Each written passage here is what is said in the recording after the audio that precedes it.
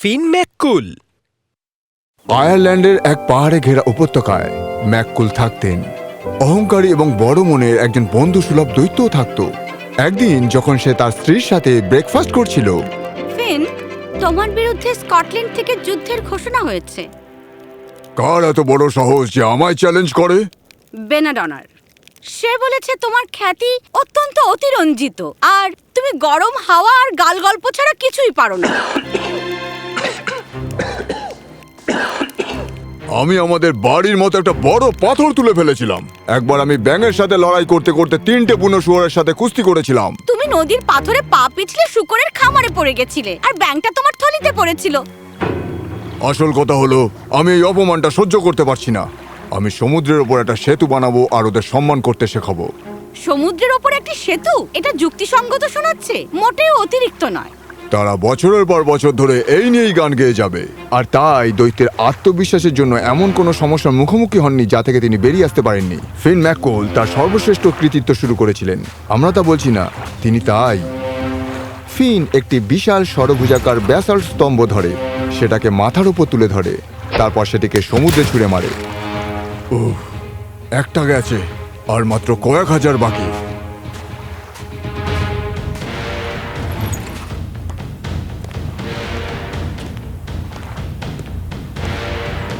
ফিন, আমি খাবার এনেছি, এবার বিরতি নাও।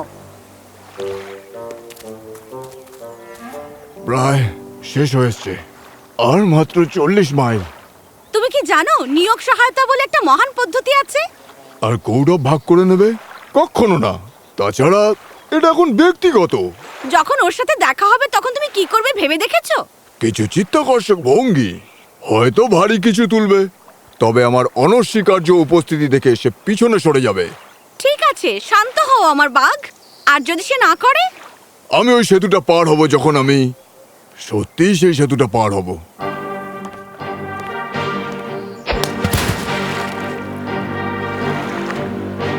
তুমি দুটো পা সংযুক্ত করে দিয়েছো।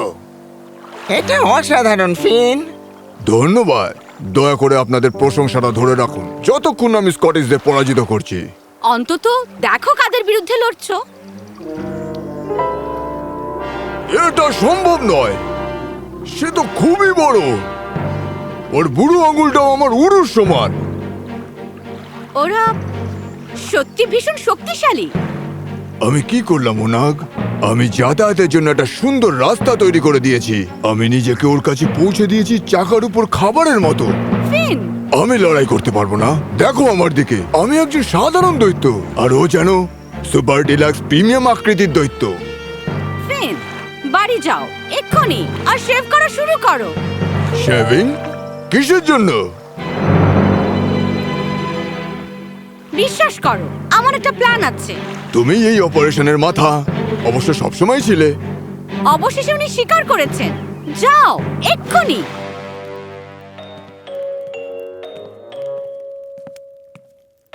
তোমাকে এই বিশাল বাচ্চার পোশাকটা পরতে হবে। এখন আমাদের কি বললে? বেনাডন অনেক শক্তিশালী যুদ্ধ করার জন্য, কিন্তু ও যদি তোমাকে আরো বড় মনে করে, ও যদি একটা বিশালাকার বাচ্চাকে দেখে, তাহলে ও ভাববে যে এই বাচ্চার বাবা নিশ্চয়ই আরো বিশাল বড়। তাহলে কেমন হবে? ও ভয় পেয়ে যাবে তোমার সাথে যুদ্ধ করতে। এটা তো খুবই বুদ্ধিদীপ্ত। আমি জানি। যাও এবার দোলনাতে শুয়ে পড়ো। বাচ্চা হওয়ার ভান করার অপারেশনটা শুরু হয়ে গেছে। যখন সে আসবে বাচ্চার মতো ব্যবহার করবে।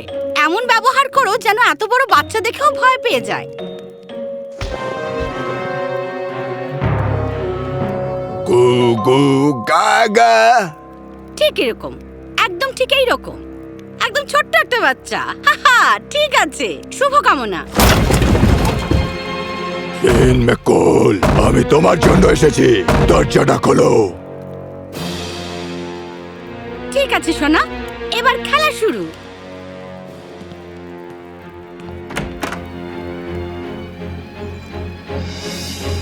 ফিন ম্যাককুল কোথায় আছে? আমার স্বামী জঙ্গলে গেছেন খাবার আনার জন্য। ও যে কোনো সময় চলে আসবে। আপনি কি ভেতরে অপেক্ষা করবেন? আপনি কি আমায় ভেতরে আসতে বলছেন? নিশ্চয়ই, আমরা ভদ্রতা জানি। আপনি এতটা পথ হেঁটে এসেছেন, মাথাটা একটু নিচু করে ঢুকবেন। তোমার স্বামী সেই কজওয়েটি আশ্চর্যজনকভাবে তাড়াতাড়ি তৈরি করেছে। এটা সময় নেয়। ও ওর 3 দিন সময় লাগে। ও বলে এতে শরীর চর্চা হয়। সাধারণত ও এগুলো জলখাবারের আগে তৈরি করে। জল খাবারের আগে? ওর নাম কি? ওটাই আমাদের সন্তান, ছোট্ট অসীন। আপনি কি ওকে দেখতে চান? এটা তোমার সন্তান? গুগু গা গা। ও ভীষণ মিষ্টি। ও আজকে একটু বিরক্ত, দাঁত শিরশির করছে। ও আজকে 3টে ওক গাছ চিবিয়ে খেয়েছে, তাই ওর বাবা জঙ্গলে গেছে আরো ওক গাছ নিয়ে আসার জন্য। Oak trees? আপনি কি ওকে কোলে নিতে চান? না মানে এখন না, ধন্যবাদ। আমি ওকে ডিস্টার্ব করতে চাই না।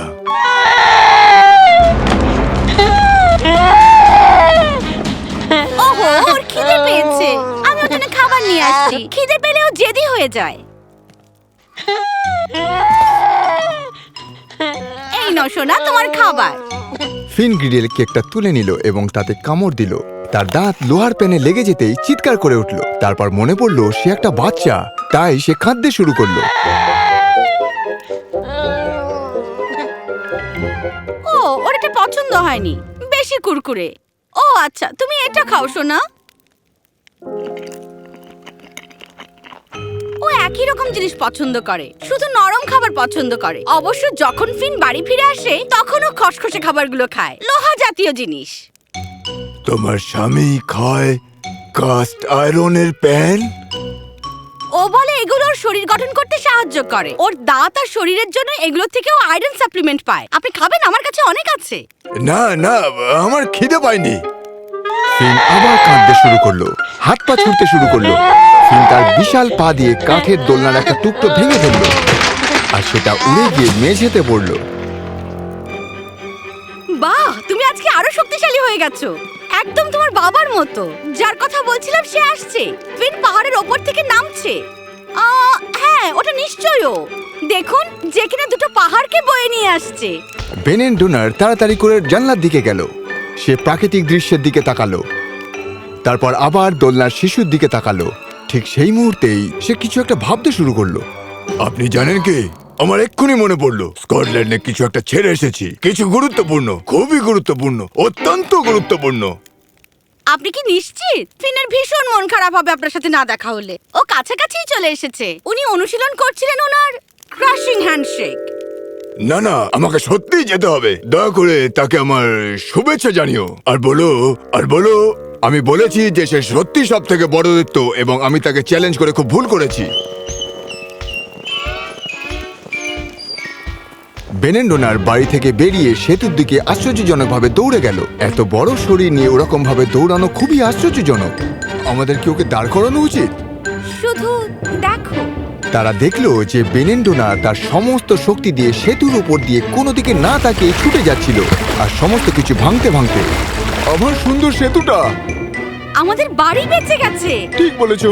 দেখা গেল কেবলমাত্র উভয় তীরের নিকটবর্তী অংশগুলোই অবশিষ্ট ছিল। আইরিশ দিকে জায়ান্টস কজওয়ে এবং স্কটিশ দিকে ফিঙ্গালের গুহায় পরিণত হয়েছিল। আর তাই বেনেন্ডোনার স্কটল্যান্ডে পালিয়ে যান এবং সেতুটা ধ্বংস করে দেয়, যাতে ফিন বা ফিনের সেই বড় সন্তান তাকে অনুসরণ করতে না পারে। সে আর কখনো ফিরে আসেনি, আর দুই দৈত্যেরও কখনো দেখা হয়নি। আমার মনে হয় আমার জীবন বাঁচানোর জন্য তোমাকে ধন্যবাদ দেওয়া উচিত। নিশ্চয়ই করা উচিত। আমার জীবন বাঁচানোর জন্য তোমাকে সত্যিই ধন্যবাদ দেওয়া উচিত। তুমি অসাধারণ, চালাক, আয়ারল্যান্ডের সবচেয়ে বুদ্ধিমান ব্যক্তি।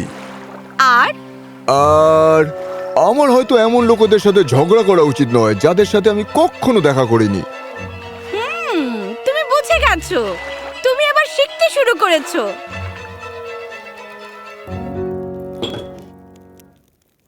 সব থেকে খারাপ জিনিসটা কি জানো? তোমার পরিষ্কার শেভ করা মুখ। না, তুমি এক সপ্তাহে যেটা বানিয়েছো সেটা এক দুপুরে নষ্ট হয়ে গেছে। একদম, হ্যাঁ ঠিক বলেছো। কিন্তু তার সাথে সবাই ভাববে যে আমি আমার শক্তি দিয়ে তাকে ভয় দেখিয়েছি। তুমি কি চাও ওরা তোমাকে মনে রাখুক একটা বাচ্চা হিসেবে? একদমই ঠিক। যদিও আমি খুব বিশ্বাসযোগ্য শিশু ছিলাম।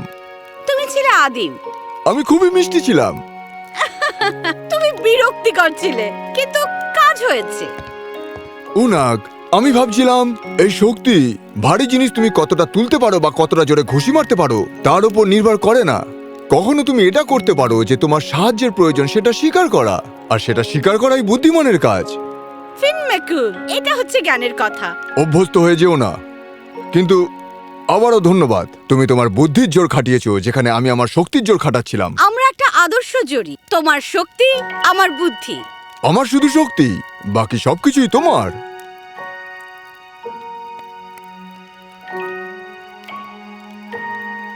আর তাই দৈত্যের সেই সেতুটা স্মৃতি হয়ে রয়ে গেল, শুধুমাত্র শক্তি বা গর্বের নয়, বরং অংশীদারিত্বের শক্তির। এবং জানা দরকার কখন সাহায্য চাওয়া উচিত।